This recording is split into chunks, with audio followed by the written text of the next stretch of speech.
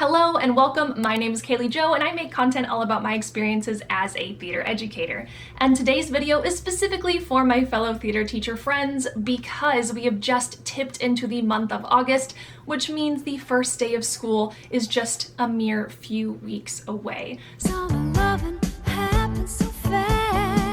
So today I am going to be sharing 5 of my favorite activities that I have personally used in my middle school and high school theater classrooms on the first day of school. I am going to include links to all of these resources in the description box down below. These are just Google Drive links that will automatically make a copy for you, so no strings attached. I'm not asking for an email or anything like that. Just enjoy these resources and use them as you will. This leads me to my very first activity, which personally helps with my classroom logistics, and that is decorating popsicle sticks for attendance. I know this might sound a little elementary, but hold on, I promise it makes sense.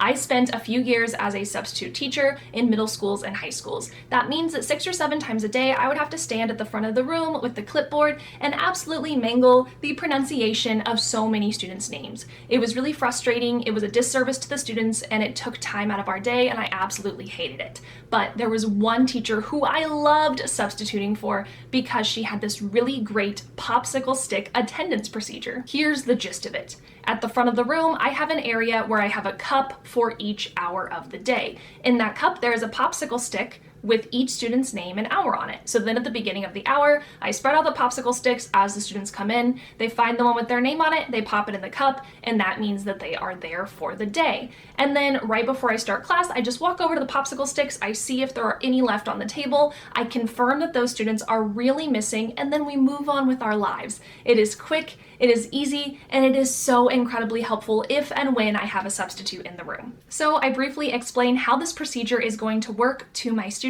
and then I give them the supplies, which is a jumbo popsicle stick and markers, and I give them, I don't know, probably 5 to 10 minutes to go ahead and decorate that however they like. They just have to put their name on one side, their hour on the other side, and I'll go ahead and throw the Google slide up on the screen that I use to explain this to students. You will notice that I use characters' names from Stranger Things. So here's another little teacher tip, a great way to subtly build connections and relationships with your students. So at the time that I made this slide, Stranger Things was the hottest television show in the land, and it continued to be that way for a couple of years. So this was a really great way to subtly connect with students on something because so many of them absolutely loved the show, and so we could take a quick moment and have a conversation about that, and that was super fun. Up next, we have my classroom stations activity. So this one is always a big hit. It takes about 15 to 20 minutes, and what I love about this is that it gets the kids up and out of their seats, moving around in an organized fashion, but without any pressure for them to speak in front of everyone else or perform in a certain way. I know it's theater class, but I think the first day of school can be overwhelming for a lot of reasons, so I like to kind of ease into that portion of my class. I personally break my room into 6 different stations. Students will travel with the same group of people from station to station, spending between 2 and 3 minutes at each location and answering 2 to 3 questions. Some examples of stations that I have used in the past include my audition bulletin board, which is mounted out in the hallway. I also have my smart board, which I usually turn into a kind of get to know the teacher area with pictures of my family and my pets and fun facts about me. I also let them poke around in the prop closet, which is always very exciting for them. Before we jump into activity number 3, I want to share a quick teacher tip, which is to remind you to not overdo it on the first day of school in terms of talking. Talk less. What? Smile more. Huh. You have hopefully had a super relaxing summer, and you can really burn out your vocal cords on that first day if you jump in and just talk through all of your classes. So try to choose activities that don't require you to speak throughout the entire class period. I promise your vocal cords will thank you. For activity number 3, I call this This Is Me, all inspired and based off of The Greatest Showman movie. So this activity takes about 10 to 12 minutes. First, I give this nice little speech to my students about how much I enjoy learning about them and how excited I am to get to know more about their interest and what makes them unique throughout our time together. And then I show them the sing-along video for Greatest Showman's This Is Me. This is who I'm meant to be.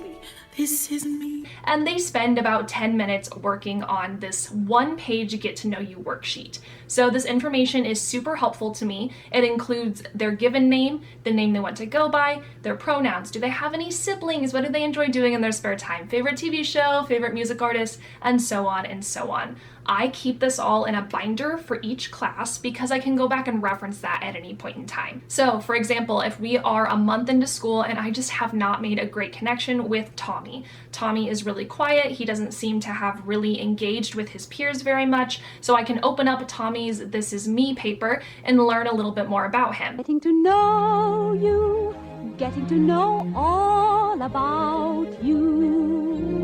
Maybe I find out that Tommy actually really loves Dungeons and Dragons. So I asked Tommy to help me create a role-playing adventure type campaign game for us to use in theater class because it involves creative storytelling and acting and characterization and all sorts of wonderful theater things. And that's a true story. His name wasn't Tommy, but he really did help me create an amazing Dungeons and Dragons inspired game that I used with my students during the last week of the semester. Activity number 4, one-word story. Settle in, girls. It's story time. So I like to end class on the first day of school with some low stakes games, and one word story is one of those. So the way that this game works is there are groups of 5 to 8 students and they all sit in a circle. And the objective is to tell a complete story with a clear beginning, middle, and end, with each group member just contributing one word at a time. I do guide them through this process, usually by offering a prompt. So being that it's the first day of school, the prompt might be something like, tell a story about somebody who's experiencing their first day of school. And so maybe student number 1 says there, student number 2 says was, student number 3 says a, student number 4 says boy, student number 6 says who.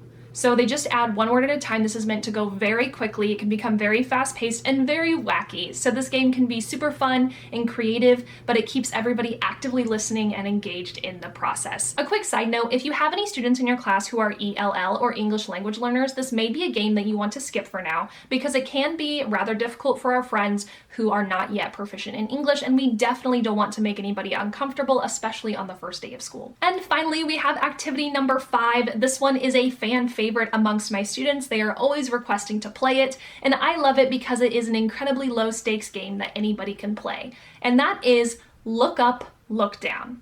So the way this game works is the entire class gets into a circle. You do need an odd number of players so that you end up with one champion in the end. So this just determines whether or not I get to play alongside my students, which is always fun.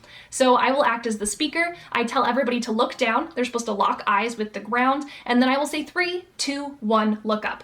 And they're supposed to have chosen one person that round to make very strong eye contact with.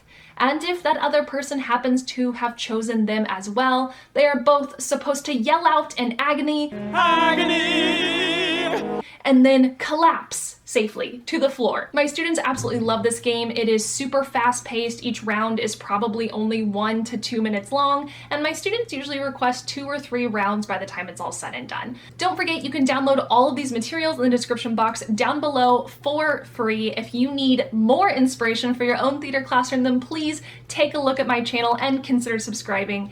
Thank you so much for watching, and as always, break a leg.